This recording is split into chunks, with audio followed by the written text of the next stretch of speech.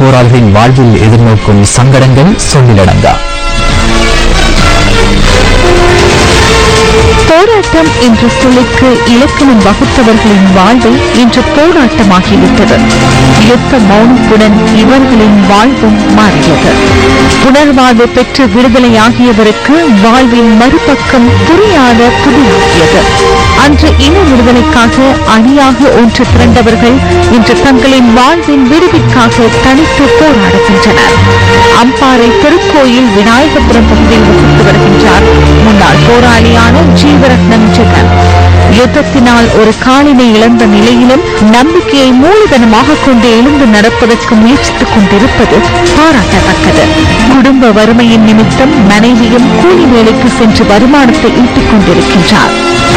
காலத்துக்கு எனக்கு ஆள் ஊனமுற்ற பகுதிக்காவது ஒதுக்கப்பட்ட 3000 ரூபாய் கொடுப்பனவு பிச்சு கம்பெனி இப்படி இருக்குது. ஆனால் இந்த வந்த 6 வருஷத்துக்கும் எனக்கு அது ஒன்றும் கூட இன்னும் கிடைக்கல. குழந்தை மக்கள் தான் இப்போ தமிழ் மக்களை கருத்தில் கொண்டு அவங்க யுத்தத்தால் பாதிக்கப்பட்ட ஊனமுற்ற பகுதிகளுக்காக ஒதுக்கிற காசு வந்து நேரடியாக எங்களுக்கு வந்து சேர்றது இல்லை. இப்போ அவங்க வந்து நேரடியாக எங்களை வந்து கான்டாக்ட் பண்ணி மூவ் பண்ணி கழிச்சு இதெல்லாம் பிரச்சனை நேரடியாக அவங்கள்ட்ட சொல்லலாம். என்ன விளங்கும் உடனடியாக எல்லா உதவியும் உங்களுக்கு கிடைக்கும். வறுமையில் துவளாது வாழ துடைக்கும் இவர்களின் வாழ்வும் ஒளிமயமாகும் என்பது. காட்டு யானைகளின் நடமாட்டம் காரணமாக மக்கள் பாதிக்கப்பட்ட சில சம்பவங்கள் இன்றும் பதிவாகின.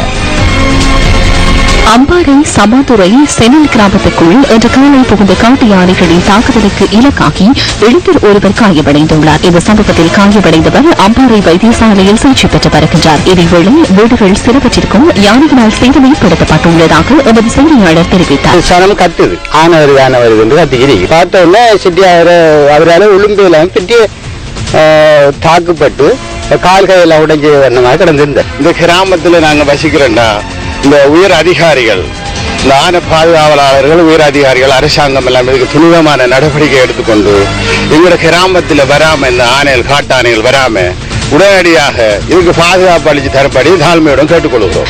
நொச்சியாகவ மகரகஹவ திம்பிரிவ கிராமத்துக்குள் நேற்றிரவு பிறந்த காட்டு யானைகள் விவசாய பயிர்களுக்கு சேதம் விளைவித்துள்ளன.